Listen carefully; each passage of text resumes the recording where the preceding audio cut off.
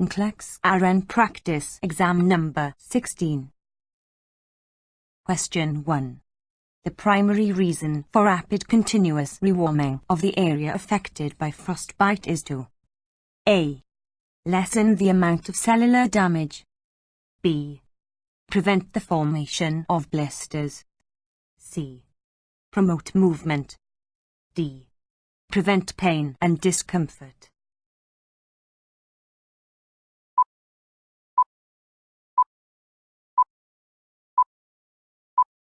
Answer is correct. Rapid continuous rewarming of a frostbite primarily lessens cellular damage. It does not prevent formation of blisters. It does promote movement, but this is not the primary reason for rapid rewarming. It might increase pain for a short period of time as the feeling comes back into the extremity. Therefore, answers B, C, and D are incorrect. Question 2. A client recently started on hemodialysis wants to know how the dialysis will take the place of his kidneys. The nurse's response is based on the knowledge that hemodialysis works by A. Passing water through a dialyzing membrane.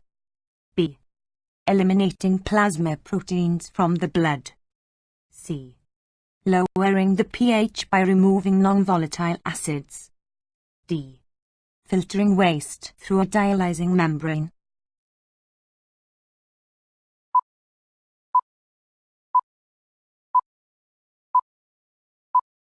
Answer D is correct. Hemodialysis works by using a dialyzing membrane to filter waste that has accumulated in the blood. It does not pass water through a dialyzing membrane, nor does it eliminate plasma proteins or lower the pH. So answers A, B, and C are incorrect. Question 3. During a home visit, a client with AIDS tells the nurse that he has been exposed to measles. Which action by the nurse is most appropriate? A. Administer an antibiotic. B. Contact the physician for an order for immune globulin. C. Administer an antiviral. D. Tell the client that he should remain in isolation for 2 weeks.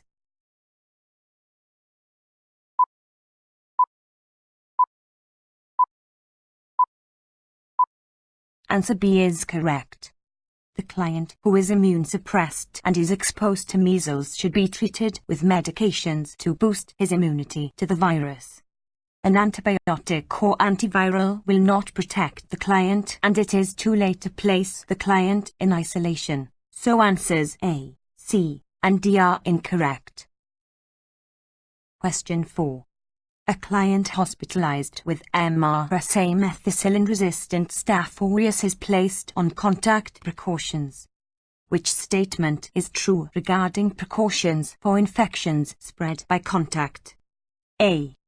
The client should be placed in a room with negative pressure. B. Infection requires close contact, therefore, the door may remain open. C. Transmission is highly likely, so the client should wear a mask at all times. D.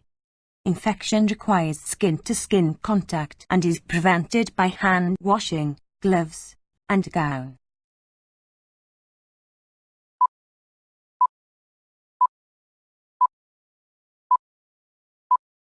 Answer D is correct. The client with MRSA should be placed in isolation. Gloves, a gown, and a mask should be used when caring for the client, and hand washing is very important. The door should remain closed, but a negative pressure room is not necessary, so answers A and B are incorrect. MRSA is spread by contact with blood or body fluid or by touching the skin of the client. It is cultured from the nasal passages of the client, so the client should be instructed to cover his nose and mouth when he sneezes or coughs. It is not necessary for the client to wear the mask at all times. The nurse should wear the mask, so answer C is incorrect. Question 5. A client who is admitted with an above-the-knee amputation tells the nurse that his foot hurts and itches. which response by the nurse indicates understanding of phantom limb pain. A. The pain will go away in a few days. B. The pain is due to peripheral nervous system interruptions.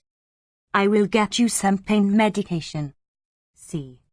The pain is psychological because your foot is no longer there. D. The pain and itching are due to the infection you had before the surgery.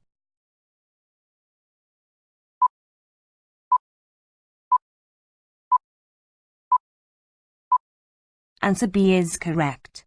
Pain related to phantom limb syndrome is due to peripheral nervous system interruption. Answer is incorrect because phantom limb pain can last several months or indefinitely. Answer C is incorrect because it is not psychological. It is also not due to infections, as stated in answer D. Question 6. A client with cancer of the pancreas has undergone a WIP procedure. The nurse is aware that during the WIP procedure, the doctor will remove the A. Head of the pancreas. B. Proximal third section of the small intestines. C. Stomach and duodenum. D. Esophagus and jejunum.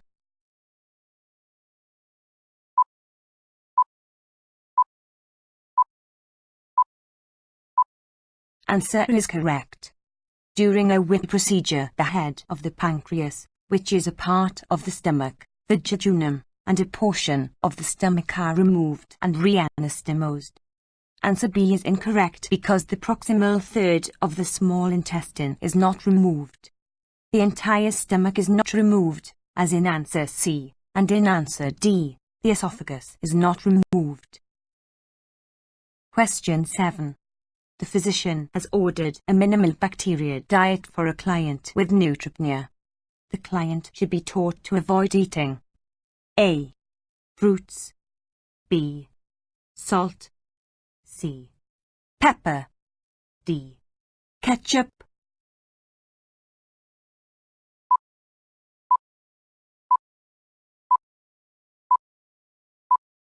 Answer C is correct. Pepper is not processed and contains bacteria. Answers A, B, and D are incorrect because fruits should be cooked or washed and peeled, and salt and ketchup are allowed. Question 8. A client is discharged home with a prescription for Coumadin sodium warfarin. The client should be instructed to A. Have a pro-time done monthly. B. Eat more fruits and vegetables. C. Drink more liquids. D. Avoid crowds.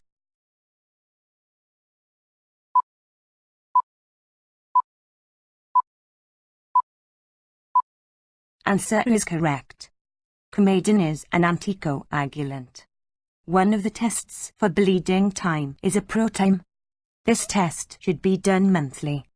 Eating more fruits and vegetables is not necessary, and dark green vegetables contain vitamin K, which increases clotting, so answer B is incorrect.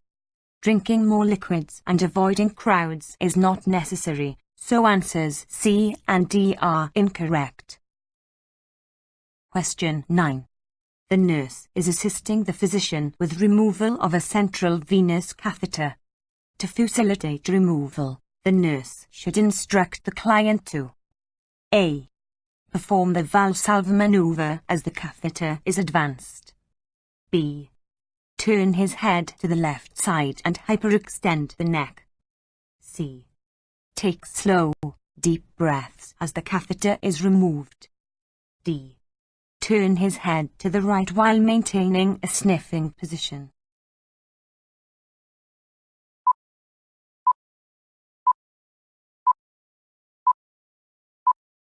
Answer is correct. The client who is having a central venous catheter removed should be told to hold his breath and bear down. This prevents air from entering the line. Answers B, C, and D will not facilitate removal. Question 10. A client has an order for streptokinase. Before administering the medication, The nurse should assess the client for A. Allergies to pineapples and bananas. B. A history of streptococcal infections. C. Prior therapy with phenytoin. D. A history of alcohol abuse.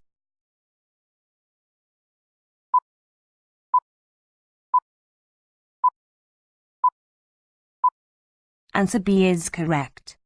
Clients with a history of streptococcal infections could have antibodies that render the streptokinase ineffective.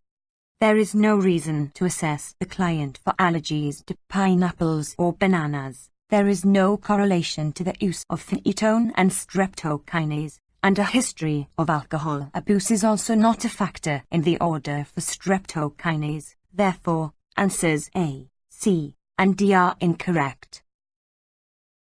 Question 11. The nurse is providing discharge teaching for the client with leukemia. The client should be told to avoid A. Using oil or cream-based soaps. B. Flossing between the teeth. C. The intake of salt. D. Using an electric razor.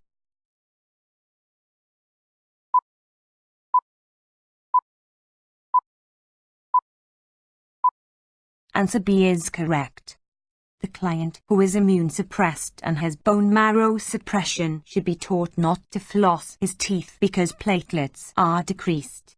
Using oils and cream-based soaps is allowed, as is eating salt and using an electric razor. Therefore, answers A, C, and D are incorrect.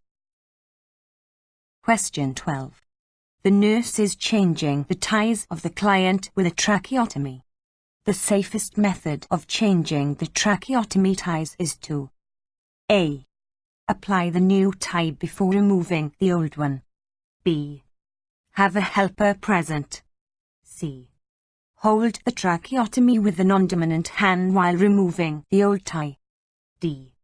Ask the doctor to suture the tracheostomy in place.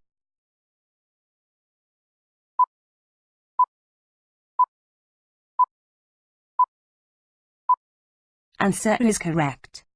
The best method and safest way to change the ties of a tracheotomy is to apply the new ones before removing the old ones. Having a helper is good, but the helper might not prevent the client from coughing out the tracheotomy. Answer C is not the best way to prevent the client from coughing out the tracheotomy. Asking the doctor to suture the tracheotomy in place is not appropriate. Question 13.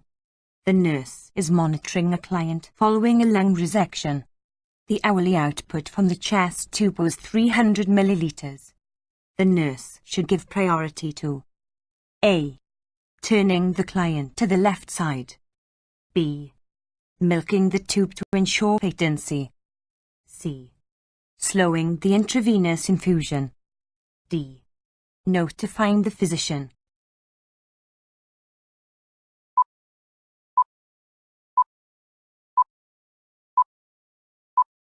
Answer D is correct. The output of 300 milliliters is indicative of hemorrhage and should be reported immediately. Answer A does nothing to help the client. Milking the tube is done only with an order and will not help in this situation, and slowing the intravenous infusion is not correct. Thus, answers B and C are incorrect. Question 14. The infant is admitted to the unit with Tetralogy of Fallot. The nurse would anticipate an order for which medication? A. Digoxin. B. Epinephrine. C. Aminophylline. D. Atropine.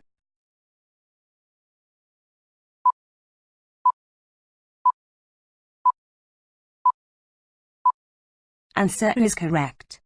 The infant with Tetralogy of Fallot involves 4 heart defects, a large ventricular septal defect VSD, pulmonary stenosis, right ventricular hypertrophy and an overriding aorta. He will be treated with digoxin to slow and strengthen the heart. Epinephrine, aminophylline, and atropine will speed the heart rate and are not used in this client. Therefore, answers B, C, and D are incorrect. Question 15. The nurse is educating the ladies' club in self-breast exam. The nurse is aware that most malignant breast masses occur in the tail of Spence. On the diagram, place an X on the tail of Spence.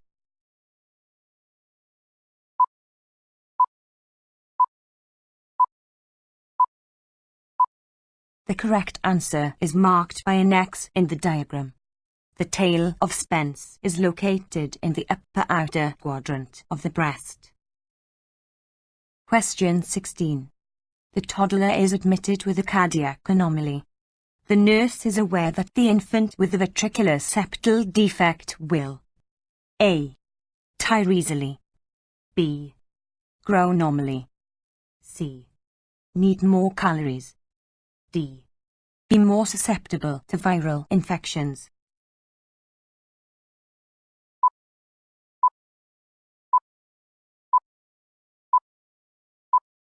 Answer is correct. The toddler with a ventricular septal defect will tire easily.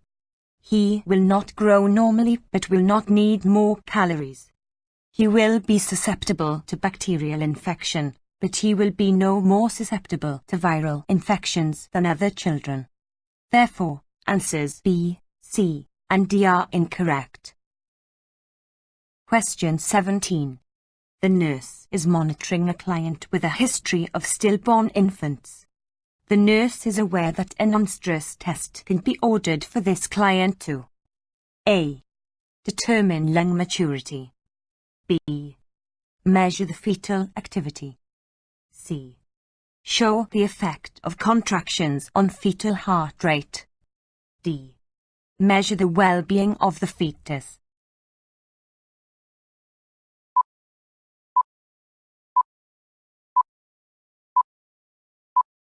Answer B is correct. A non-stress test determines periodic movement of the fetus. It does not determine lung maturity, show contractions, or measure neurological well-being, making answers A, C, and D incorrect. Question 18. The nurse is evaluating the client who was admitted 8 hours ago for induction of labor. The following graph is noted on the monitor. Which action should be taken first by the nurse?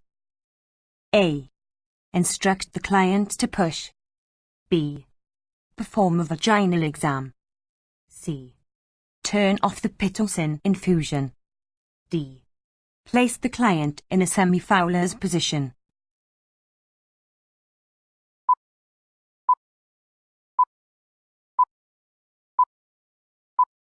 Answer C is correct.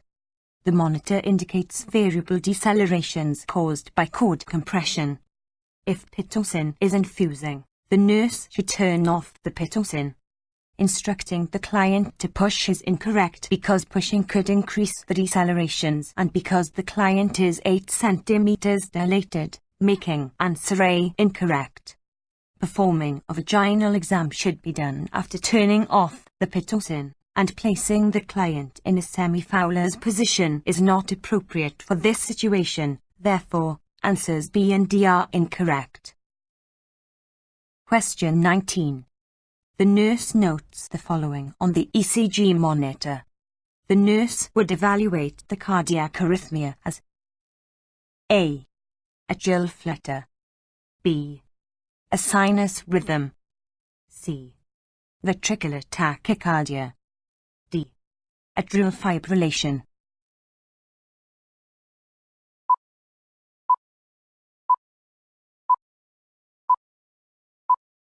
Answer C is correct. The graph indicates ventricular tachycardia. The answers in A, B, and D are not noted on the ECG strip. Question 20. A client with clotting disorder has an order to continue Venous enoxaparin injections after discharge. The nurse should teach the client that Venous injections should A. Be injected into the deltoid muscle, B. Be injected into the abdomen. C. Aspirate after the injection. D. Clear the air from the syringe before injections.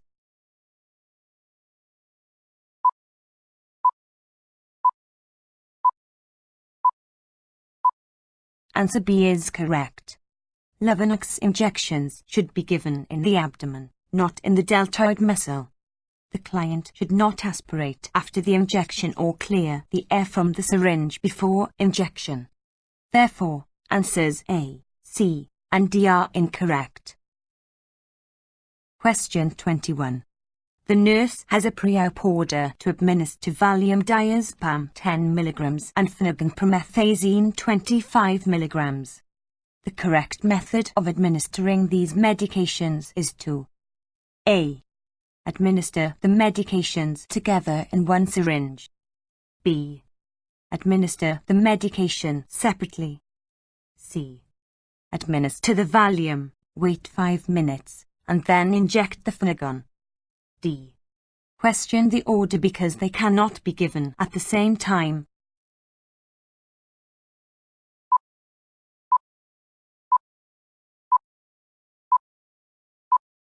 Answer B is correct.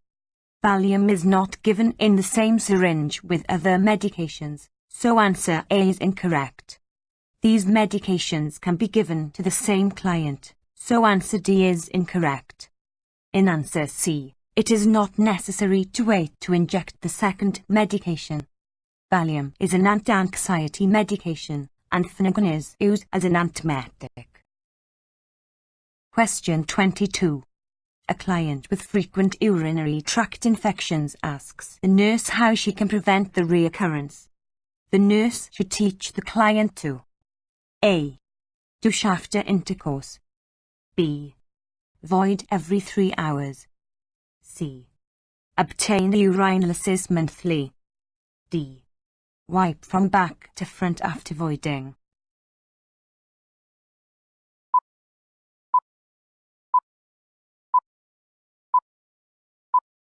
Answer B is correct. Voiding every 3 hours prevents stagnant urine from collecting in the bladder, where bacteria can grow. Douching is not recommended and obtaining a urinalysis monthly is not necessary, making answers A and C incorrect. The client should practice wiping from front to back after voiding and bowel movements, so answer D is incorrect. Question 23. Which task should be assigned to the nursing assistant? A. Placing the client in seclusion. B. Emptying the Foley catheter of the preeclamptic client. C. Feeding the client with dementia. D. Ambulating the client with a fractured hip.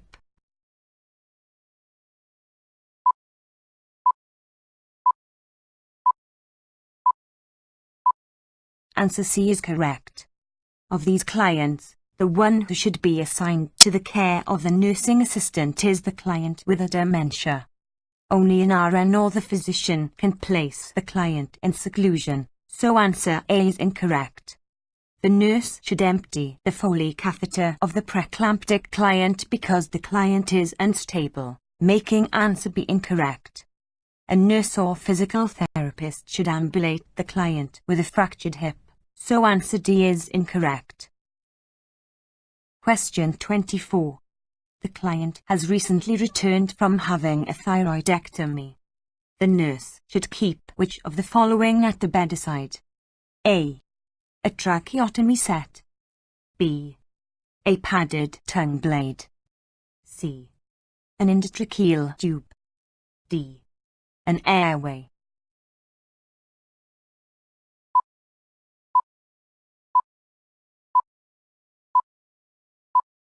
Answer is correct. The client who has recently had a thyroidectomy is at risk for tracheal edema.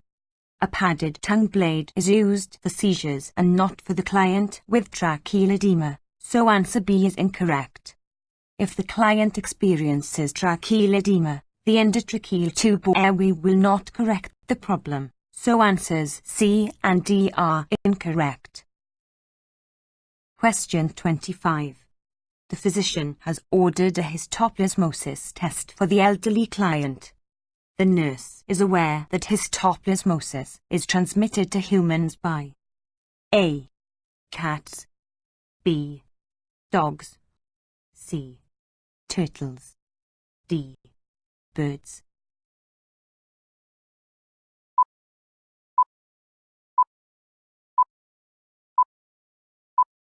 Answer D is correct. Histoplasmosis is a fungus carried by birds. It is not transmitted to humans by cats, dogs, or turtles. Therefore, answers A, B, and C are incorrect.